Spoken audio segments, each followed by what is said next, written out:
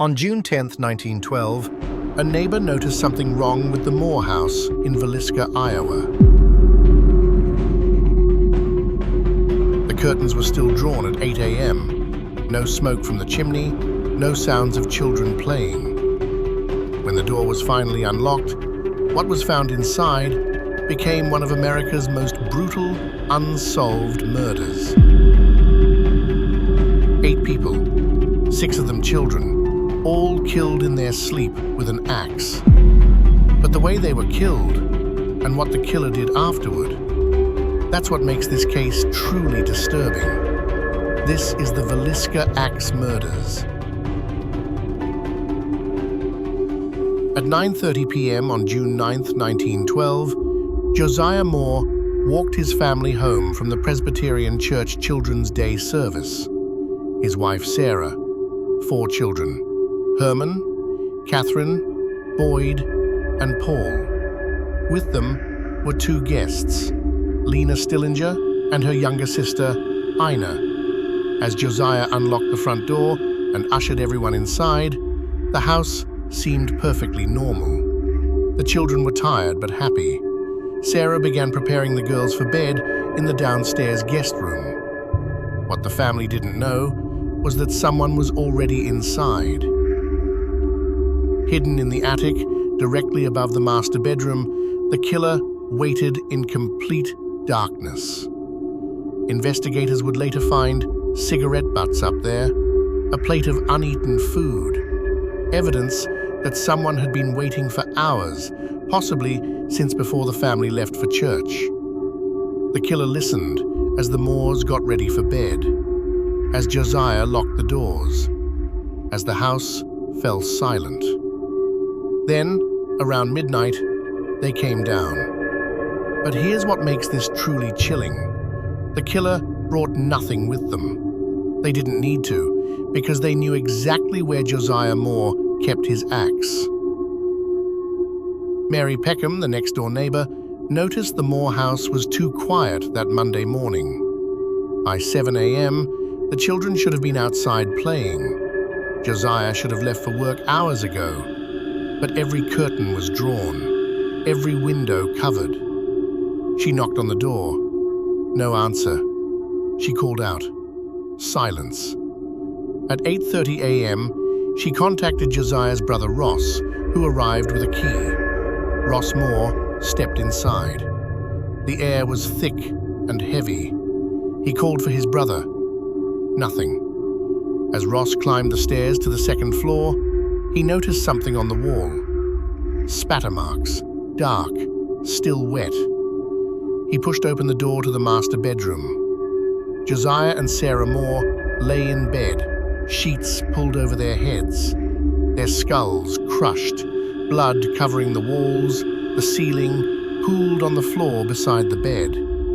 Ross checked the children's rooms. Herman and Catherine, dead. Boyd and Paul, dead. Then he went downstairs to the guest room where Lena and Ina Stillinger had slept. Both girls, dead. 8 people, all murdered with the blunt end of an axe, all killed while they slept. But what the killer did after the murders, that's what haunted investigators for decades. When police processed the crime scene, they found details that suggested this wasn't just rage, it was ritual. Every victim's face had been covered after death. Sheets, pillowcases, clothing. The killer took time after each murder to carefully cover their faces. Even the 2 little Stillinger girls had their faces covered with items of clothing. Every mirror in the house was covered or turned to face the wall. Every reflective surface, even a small hand mirror on the dresser, was deliberately covered with fabric. Why would a killer do this?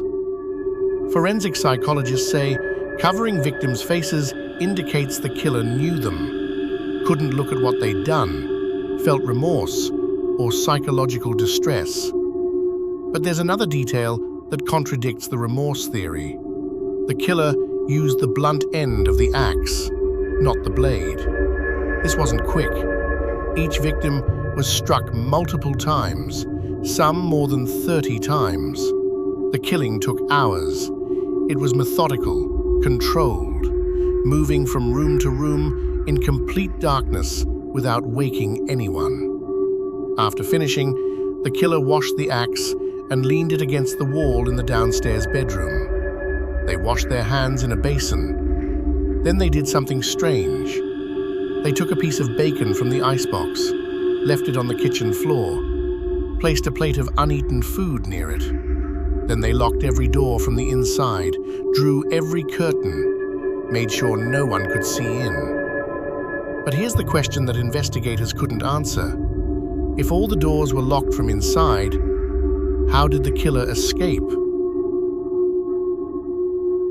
Within days, investigators had identified several suspects, each with motive, each with means, but none with conclusive evidence.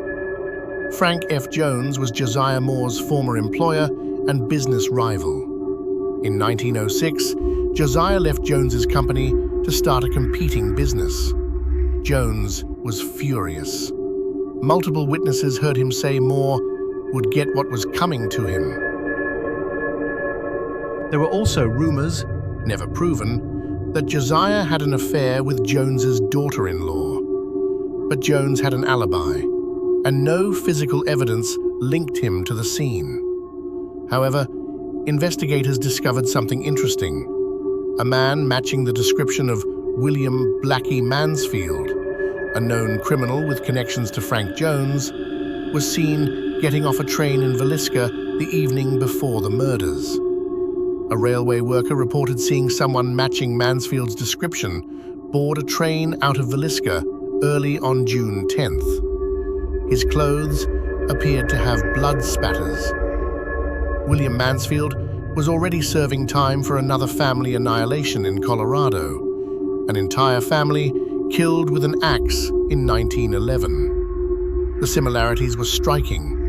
Victims killed in their sleep, faces covered after death, the killer waiting until everyone was asleep. Private investigators discovered a pattern. Between 1911 and 1912, at least 5 similar axe murders occurred across the Midwest, all sharing the same ritual elements. Was there a serial killer traveling small Midwestern towns, targeting families at night? Then, there was Reverend George Kelly. Kelly was a traveling minister who attended the same Children's Day service as the Moore family on June 9th. After the murders, Kelly began acting strangely. He sent rambling letters to police. He claimed to have visions about the crime. He knew details that hadn't been released publicly. In 1917, Kelly was tried for the murders. The first trial ended in a hung jury. The second resulted in acquittal. But here's what bothered investigators most.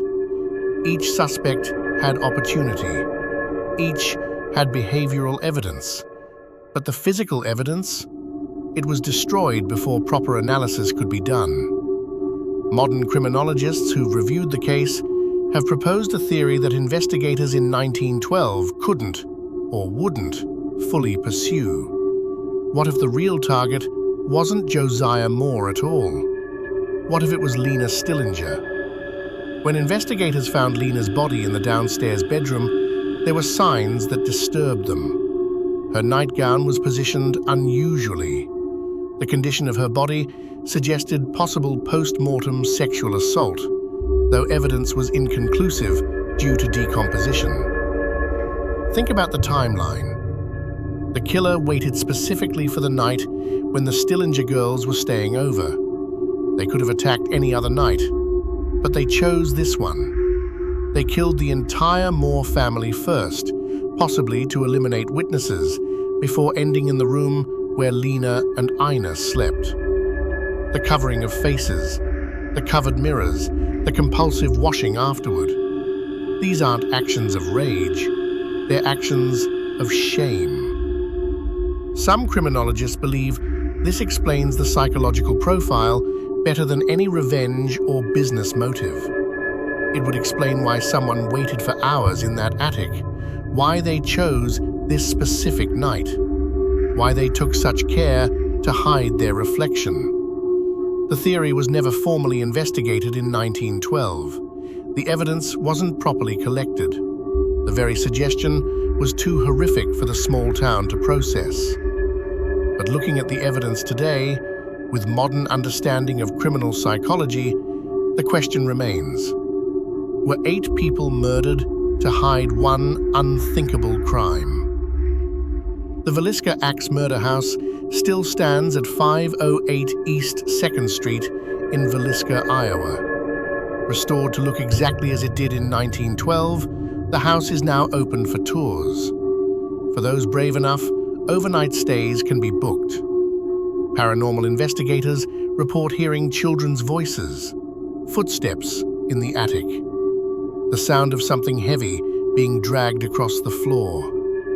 Some visitors claim to see a dark figure at the top of the stairs, always in shadow, always watching. But the real horror isn't what might haunt the house today. It's knowing that somewhere in the century-old evidence, in testimonies and records that have been lost to time, the killer's name exists. Was it Frank Jones's hired killer carrying out revenge? Was it Reverend Kelly, driven by mental illness and religious mania? Was it part of a larger pattern, a serial killer who traveled the Midwest targeting families? Or was it something darker? Someone whose true motive died with 8 people on that June night in 1912. The answer is there, hidden in plain sight. We just haven't found it yet.